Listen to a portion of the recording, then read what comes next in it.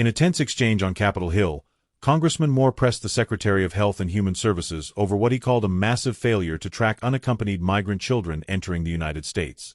Moore opened by noting that during the Trump administration, congressional committees held multiple hearings after reports that roughly 1,000 migrant children could not be located. He contrasted that with a 2023 New York Times report claiming the current administration had lost track of more than 85,000 unaccompanied minors. Moore argued that the situation has become unmanageable and accused the administration of losing control of the southern border.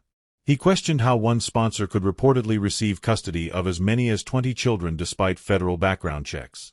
Mr. Moore. Hey, thank you, Mr. Chairman. Mr. Secretary, welcome.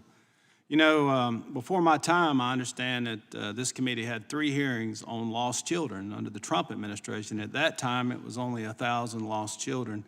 And if I remember correctly, there was a certain member, and I won't give her name, but her initials are AOC, put on a white suit and went to the border to protest this 1,000 lost children. And now, my friend, the New York Times, actually, this is not a Republican rag, by the way. I reported in February of 2023, HHS had lost over 85,000 unaccompanied children. And my question to you is, as this process continues, I think you're in over your head. I think the administration has buried you. I don't think there's any way you can keep track of what's going on the southern border, and we're losing children by the droves. And when you talk about background checks, how is it that one individual could get 20 children? How does that happen, Mr. Secretary?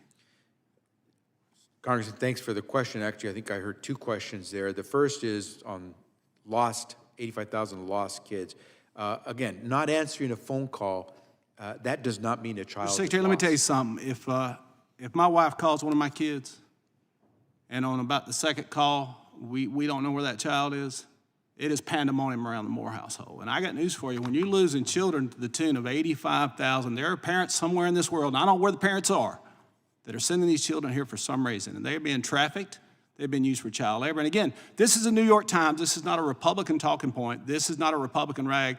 This is the New York Times talking about the mismanagement of this administration of these children and how we've lost them. And so my question to you is, how does one sponsor get 20 children? If we're background checking, in fact, how does that happen? Congressman, every sponsor must go through a background check process. Every sponsor must be able to show— Mr. Secretary, what if they're a foreign national? Are you background checking if they're foreign nationals? Is it possible that MS-13 is bringing their people across the border and taking custody of these children and putting them into trafficking and other unspeakable sort of things? Is that possible? Remember, I mentioned in my opening testimony that the vast majority, 80–90% of the kids that we place are placed with the parent. If you're not doing bioidentical, if you're not identifying these people biometrics, how do you know they're the parents?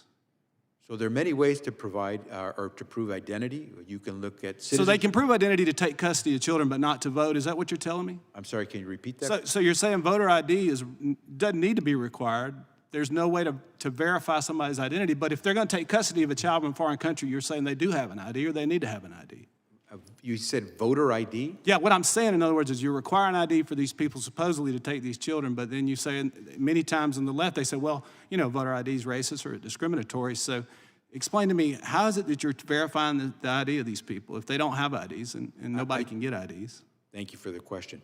Identity documents are one of the many tools that we use to try to ascertain the relationship of the child with the potential sponsor. But there are many other things that we'll do. If there's a sponsor that has not provided sufficient identification and proven that tie to the child, we can turn to things like fingerprinting if we need to. So you think this person that got these 20 children is related to all 20 of those kids? Is that what I'm hearing, or? What I can tell you again is that every sponsor must go through a vetting process in order to be able to sponsor any child. But if they're a foreign national, we do vet those people as well, or? Anyone who wishes to apply to sponsor a child must go through the process. If they decline to go through the process, they cannot sponsor. Well, earlier one of the members mentioned that a certain sponsor had kids delivered to different addresses. How do y'all cross-reference that? How do you justify that? I'm not familiar with any case that you're referencing, but what I will tell you again is when we— That was a Florida grand jury case, by the way. When we go through the background checks, We ascertain any number of things, including residence, where the child will be placed. We check on the household members in that place as well, in the home. So we go through the process of not only vetting sponsors, but we also check with those members in the household. So in the Florida grand jury case where the one child was delivered to the strip club, did y'all vet that location? I mean, was that considered a house? I mean, is the strip club now considered a house for children being trafficked or lost? As I mentioned, Congressman, we can discuss the Florida report. There are many issues that we have with that report. Let me ask you a real quick question. I'm going to change subjects real quick. And many of the members have mentioned it, the Kayla Hamilton case, where Mr. Martinez, he came across as an unaccompanied child and then ended up killing Ms. Hamilton. How many UACs, unaccompanied children, now do we have in secure facilities? Are you housing in secured facilities? Do you know? We use secure facilities if we don't believe that we can manage the children or keep the children that they would be around safe, or perhaps even for the safety of the individual. I don't have that number. I can take that back to my team. Yeah, we'd be curious to know that. I'm kind of trying to figure out how in the world I had this situation in one of my areas where a young lady was raped by a 31-year-old that identified as an unaccompanied child, and he came to this country and then drug a 14-year-old girl into a restroom and raped her, and yet he was identified as a child, and I don't know how you understand like a 31-year-old. How do y'all identify that as a child? Is there any test on age when the kids come here? Do you get any documentation on birth certificates, anything like that? As you're going to many of the documents and the ways that we try to ascertain not just the child's identity, but also get into the background of anyone who wishes to sponsor. How does a 31-year-old identify as a child? Mr. Chairman, gentleman's time has expired. Ms. Ross. The Secretary fired back, saying the 85,000 figure refers largely to children or families who simply did not answer follow-up phone calls, not necessarily children who are missing. He emphasized that every sponsor is required to undergo a vetting process, which may include background checks, identity verification, fingerprinting, and checks on all household members. Moore pushed harder, asking whether foreign nationals, including potentially criminal organizations, could exploit the sponsorship system to traffic children. He challenged the Secretary on how identity can be verified without biometric checks and drew comparisons to debates over voter ID requirements. The Congressman also referenced a Florida grand jury report, which cited a case where a child was released to an address later identified as a strip club. The Secretary responded that HHS has concerns with the accuracy of that report and offered to discuss it further. The exchange then shifted to the case of Kayla Hamilton, who was killed by a migrant who reportedly entered the U.S. posing as an unaccompanied minor.